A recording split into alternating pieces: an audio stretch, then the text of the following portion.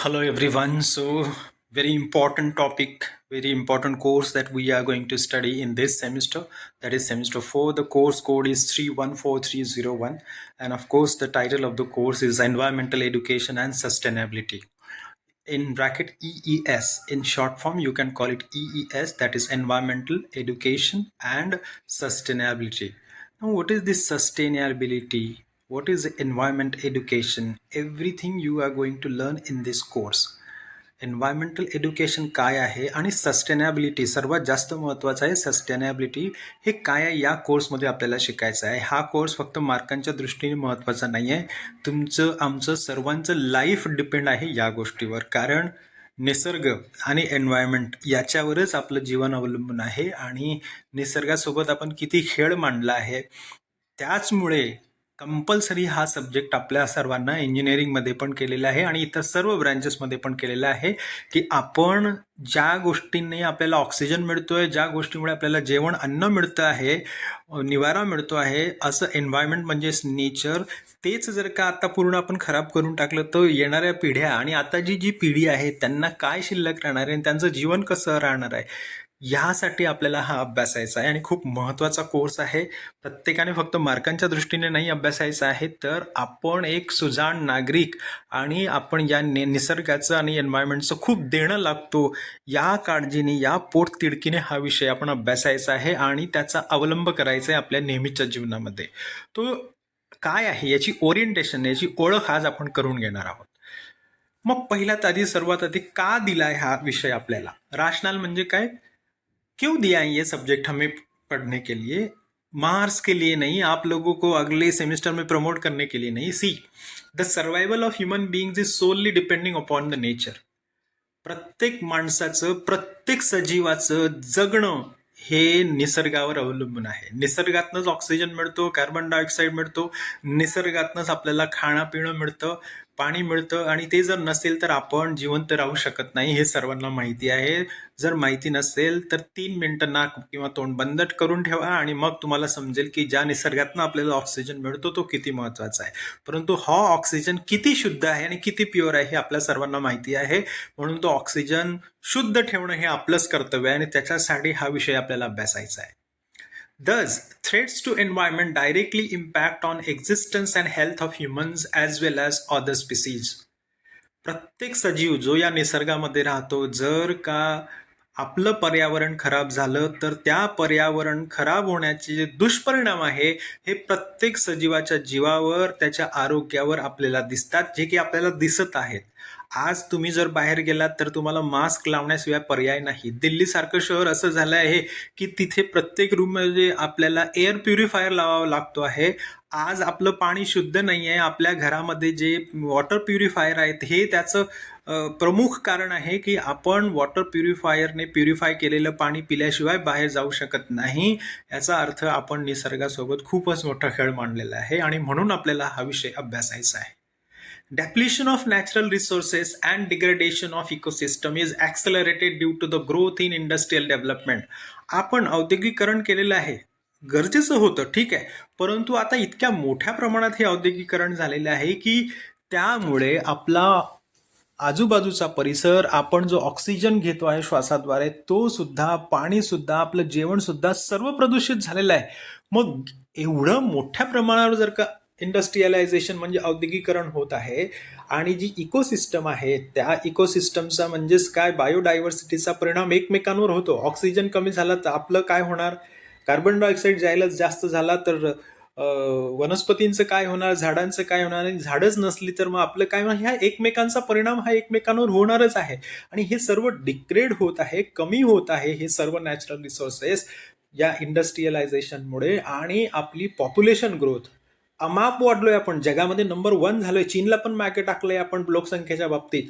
मग एवढी अमाप वाढलेली जी लोकसंख्या आहे, या लोकसंख्येला लागणारं जेवण, लोकसंख्येला लागणारं ऑक्सिजन, लोकसंख्येला लागणारं इतर सर्व गोष्टी, पाणी वगैरे राहणं, या सर्व गोष्टीमुळे काय होत चाललेलं आहे? नॅचरल रिसोर्सेस हे कमी होत झालेलं आहे, ते खराब होत चाललेले आहे आणि असंच जर का चालत राहिलं तर एक दिवस आपल्याला जेवण सुद्धा सोन्याच्या कपाटामध्ये किंवा तिजोरीमध्ये बंद करून ठेवावं लागेल, ऑक्सिजनचे सिलेंडर आपल्या मागे लावावे लागतील, पाण्याची बॉटल आपल्या एका हातामध्ये असेल आणि अशा प्रकारे आपण बाहेर निघू. आणि हे चित्र जास्त लांब नाही आहे. दिल्लीमध्ये जाऊन बघा, लखनौमध्ये जाऊन बघा, मुंबईमध्ये या. To address these environmental issues, to address these environmental issues, awareness and participation of individuals as well as society is necessary. आणि हे एवढं मोठ्या प्रमाणामध्ये आता समस्या निर्माण झालेल्या आहेत, इश्यू निर्माण झालेले आहेत एन्व्हायरमेंट आपण खराब केल्या कारणाने.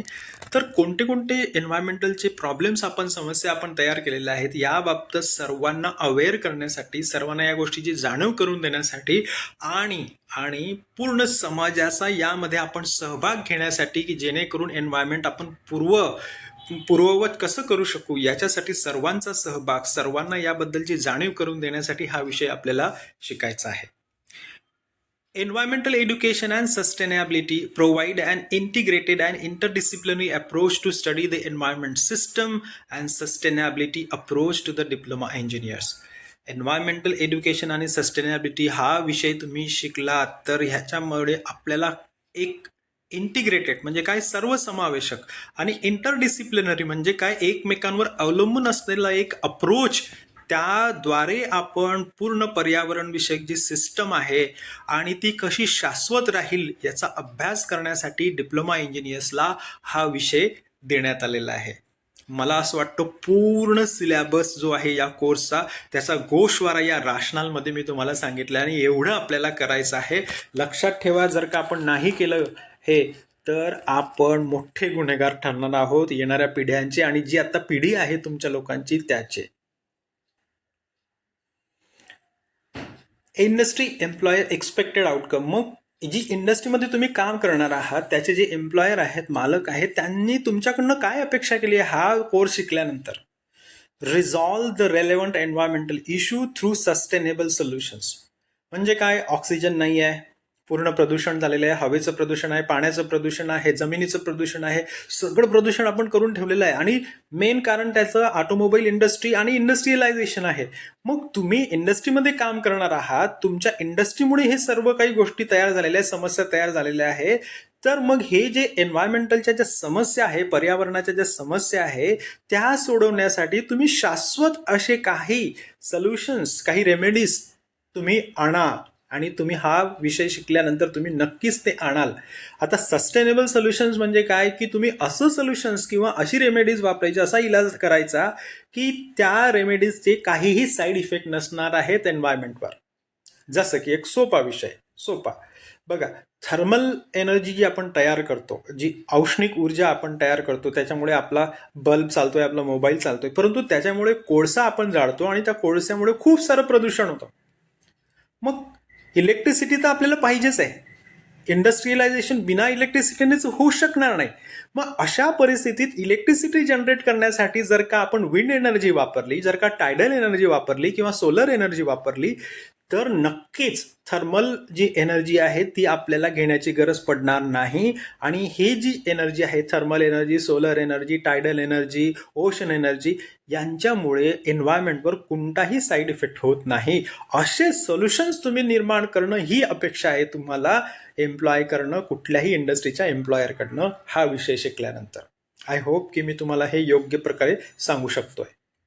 मग कोर्स लेवल लर्निंग आउटकम काय आहेत? प्रत्येक चॅप्टर शिकल्यानंतर तुमच्याकडनं काय अपेक्षा आहे किंवा तुम्ही काय कराल, आउटकम काय आहे त्या गोष्टीचं हे या ठिकाणी दिलेलं आहे. बघा, CO1 काय आहे बघा, identify the relevant environmental issues in specified locality. तुम्ही ज्या ठिकाणी राहता आहात त्या ठिकाणी पर्यावरण विषयक कोणत्या समस्या आहेत. आता मी खारघर नवी मुंबई इथे राहतो, आजूबाजूला तुम्ही बघितलं तर खूप सारे इंडस्ट्रीज आहेत. तलोजा इंडस्ट्री आहे, तिथे तुर्बे इंडस्ट्री आहे, नंतर इथे रसायने इंडस्ट्री आहे. या सर्व इंडस्ट्रीमुळे ऑब्व्हियसली हवेचं प्रदूषण खूप जास्त आहे. रात्री पुष्कळ वेळा इतका घाण वास असतो इंडस्ट्रीचा की आम्हाला झोप लागत नाही. तर हा माझा पर्टिक्युलर लोकॅलिटीचा इश्यू आहे. त्याच प्रकारे तुम्ही दुसरा आणखी समजा इथला जो इश्यू बघितला तर जी पाणी आहे त्या पाण्यामध्ये पण शुद्धी नाही आहे. म्हणजे काय, माझ्या स्वतःच्या लोकॅलिटीमध्ये 2-3 इश्यूज एन्व्हायरमेंटचे मेन मी तुम्हाला सांगितले. त्याच प्रकारे तुम्ही सुद्धा हा विषय शिकल्यानंतर तुमच्या लोकॅलिटीमध्ये किंवा तुम्ही जिथे राहता त्या ठिकाणी पर्यावरण विषयक कोणत्या कोणत्या समस्या हे तुम्ही ओळखू शकाल हा विषय अभ्यासल्यानंतर. खूप महत्वाचं आहे, कारण जोपर्यंत आपल्याला समस्याच समजत नाही आपण त्याला सोल्युशन लावू शकत नाही. पुढचं CO2 आहे, provide the green solution to the relevant environmental problem. फक्त प्रॉब्लेम समजला, मी जिथे राहतो तिथे हा प्रॉब्लेम आहे, फक्त प्रॉब्लेम समजून चालणार आहे का? मग आपल्याला त्याच्यावर उपायही करावे लागतील, परंतु उपाय हा आजारापेक्षा खराब नको. म्हणजे तुम्ही असा एखादा उपाय वापराल की त्याचे साईड इफेक्ट्सच जास्त आहे तर चालणार नाही. त्यामुळे हा विषय शिकल्यानंतर तुम्ही जो काही तुमची पर्यावरणाची समस्या आहे तुमच्या ठिकाणी तुम्ही जिथे राहता त्याला ग्रीन सोल्युशन देणं हे तुम्ही शिकाल. आता ग्रीन सोल्युशन म्हणजे काय, मी जसं सांगितलं की असा उपाय द्यायचा आहे की त्याच्यामुळे पर्यावरणाची कोणतीही हानी होणार नाही. ना पाण्याचं प्रदूषण होणार, ना हवेचं प्रदूषण होणार, ना जमिनीचं प्रदूषण होणार, ना नॉईज पोल्युशन होणार. असा उपाय तुम्ही देऊ शकाल हा विषय शिकल्यानंतर. त्यालाच म्हणतात ग्रीन सोल्युशन आणि त्याची खूप गरज आहे. CO3 कोर्स आउटकम जो आहे ती तिसरं काय आहे, कंडक्ट स्वॉट अनालिसिस ऑफ बायोडायव्हर्सिटी हॉटस्पॉट. ज्या ठिकाणी जैवविविधता आहे, जैवविविधता म्हणजे काय, वेगवेगळे पशु आहेत, वेगवेगळे प्राणी आहेत, वेगवेगळे पक्षी आहेत, वेगवेगळे वनस्पती आहेत, झाडं आहेत, वेली आहेत, त्याला म्हणतात बायोडायव्हर्सिटी. आणि हे एकमेकांचं जीवन ह्यांच्यावर अवलंबून असतं, त्याला म्हणतात बायोडायव्हर्सिटी हॉटस्पॉट. तर मग या एखाद्या बायोडायव्हर्सिटीचं, एखाद्या ठिकाणची जी बायोडायव्हर्सिटी आहे म्हणजे जैवविविधता आहे त्याचं तुम्हाला स्वॉट अनालिसिस करता येईल हा विषय शिकल्यानंतर. आता स्वॉट अनालिसिस म्हणजे काय, S स्टँड्स फॉर स्ट्रेंथ, म्हणजे कोणत्या जमेच्या गोष्टी आहेत त्या ठिकाणच्या. वीकनेस म्हणजे कोणते प्रॉब्लेम्स असू शकतात, वीक गोष्टी कोणत्या कोणत्या आहेत. ऑपॉर्च्युनिटीज म्हणजे कुठल्या कुठल्या संधी उपलब्ध होऊ शकतात. आणि T म्हणजे थ्रेट्स, म्हणजे कुठल्या कुठल्या मोठा प्रॉब्लेम त्या गोष्टीमुळे होऊ शकतो. असं अनालिसिस तुम्हाला करायचं आहे किंवा तुम्हाला करता येईल हा कोर्स शिकल्यानंतर. स्वॉट अनालिसिस बद्दल मी तुम्हाला पुष्कळ गोष्टी ज्यावेळेस मी ॲक्च्युअल लेक्चर घेईल त्यावेळेस तुम्हाला नक्कीच सांगेल. Just keep waiting for that particular lecture. CO4 आहे, apply the relevant measures to mitigate environmental pollution. Mitigate म्हणजे काय, कमी करणं. मग अशा काही उपाययोजना किंवा पावलं तुम्ही उचलू शकाल की ज्यामुळे पर्यावरणाचं जे प्रदूषण होत आहे ते कमी करता येईल. तुम्ही लक्षात घ्या, आपल्याला कमी करायचं आहे, कारण ॲट ए टाइम एवढ्या मोठ्या प्रमाणात एन्व्हायरमेंटची म्हणजे पर्यावरणाची हानी करून ठेवलेली आपण की एका दिवसात किंवा एका महिन्यात किंवा एका वर्षामध्ये हे पॉसिबल होणार नाहीये. तेव्हा तुम्हाला ते कोणते कोणते उपाययोजना आहेत ते तुम्हाला समजेल. CO5 म्हणजे काय, कोर्स आउटकम पाचवं काय आहे, implement the environmental policies under the relevant legal framework. बघा, आपण कायद्यानुसारही आपण पर्यावरणाला हानी कुठल्याही प्रकारची पोहोचवू शकत नाही. जर आपण पोहोचवली तर आपल्याला कायद्याद्वारे आपल्यावर कारवाई होऊ शकते. तर असे कोणते कोणते कलम आहेत, कोणत्या कोणत्या कारवाई आपल्यावर होऊ शकते, आपल्याला याबद्दलही नॉलेज मिळणार आहे हा विषय शिकल्यानंतर. आणि हे खूप महत्वाचं आहे, कारण पुष्कळशा गोष्टी कायद्याला घाबरून तरी आपण करणार नाही. तुम्ही आता तुमच्या सोसायटीमध्ये असलेलं एखादं झाड जरी तोडायचं म्हटलं ना तरी सुद्धा ते तुम्ही स्वतः तोडू शकत नाही. त्यासाठी तुम्हाला परमिशन लागते आणि त्याच्या बदल्यामध्ये तुम्हाला वेगळं काहीतरी पर्यावरणासाठी करावं लागतं, तेव्हाच तुम्हाला ती परमिशन मिळते. त्यामुळे या कायद्यांचं पण नॉलेज तुम्हाला हा विषय शिकल्यानंतर मिळणार आहे. हा त्याचा एक कोर्स आउटकम आहे. मग आता सर्वात महत्वाचा परीक्षेच्या संदर्भात, हे तर जनरल झालं की जे आपल्याला करायचं आहे आणि आपण करणार आहोत. मग टीचिंग, लर्निंग आणि असेसमेंट स्कीम काय आहे, मग तुम्हाला मार्क्स कसे कसे मिळणार आहेत, कसं टीचिंग होणार आहे. बघा, तुमचे 3 थेरी लेक्चर्स होणार आहेत प्रत्येक वीकमध्ये, 1-1 तासाचे. नंतर त्याच्यामध्ये सेल्फ लर्निंग आवर्स तुमचा 1 तास असणार आहे प्रत्येक वीकमध्ये. नोशनल लर्निंग आवर्स म्हणजे काय, ॲक्च्युअल कॉन्सेप्च्युअल लर्निंगसाठी तुम्हाला 4 तास मिळणार आहेत. स्वतः घरी करायचं आहे हे, तुम्ही एकदा लेक्चर अटेंड केल्यानंतर त्यासाठी 4 तास तुम्ही स्टडी करायचं आहे. नंतर Indian knowledge system 2 hours per weak. आता इंडियन नॉलेज सिस्टम म्हणजे काय, आपले जी पुराणापासून चालत आलेल्या ज्या काही गोष्टी आहेत की ज्या आपल्या स्क्रिप्चर्समध्ये तुम्हाला मिळणार आहेत, वैदिक काळापासून ज्या चालत आलेल्या गोष्टी आहेत पर्यावरण वाचवण्यासाठीच्या, त्यांचा पण आपल्याला अभ्यास करायचा आहे स्वतः. त्याच्यासाठी 2 आवर्स आपल्याला पर वीक द्यायचे आहेत. नंतर खूप महत्वाचं आहे सेल्फ लर्निंग असेसमेंट. तुम्हाला 12 ते 14 असाइनमेंट्स दिल्या जातील ज्या तुम्ही कंप्लीट करायच्या आहेत व्यवस्थित, आणि त्याला 25 मार्क्स आहेत. त्याची पासिंग आहे तुमची 10 मार्कांची. नंतर self learning includes micro project, assignment and other activities. एक तर तुम्हाला मायक्रो प्रोजेक्ट दिला जाईल किंवा असाइनमेंट्स दिल्या जातील किंवा इतर काही ऍक्टिव्हिटीज टीचर जे सांगतील ते. तर मोस्टली मी तुम्हाला असाइनमेंटच देणार आहे. नंतर formative assessment theory. Formative assessment theory होणार आहे म्हणजे काय, 2 युनिट टेस्ट होणार आहे तुमच्या 30-30 मार्कांच्या, आणि त्याचा ॲव्हरेज काढून 30 पैकी तुम्हाला मार्क्स देण्यात येणार आहेत. लक्षात ठेवा. नंतर समेटिव्ह असेसमेंट म्हणजे फायनल बोर्ड एक्झामिनेशन तुमची होणार आहे, परंतु रिटर्न थेअरी एक्झाम नाही आहे, तुम्हाला ऑनलाईन एक्झामिनेशन आहे 70 मार्कांची. लक्षात ठेवा, 70 मार्कांची एक्झामिनेशन आहे.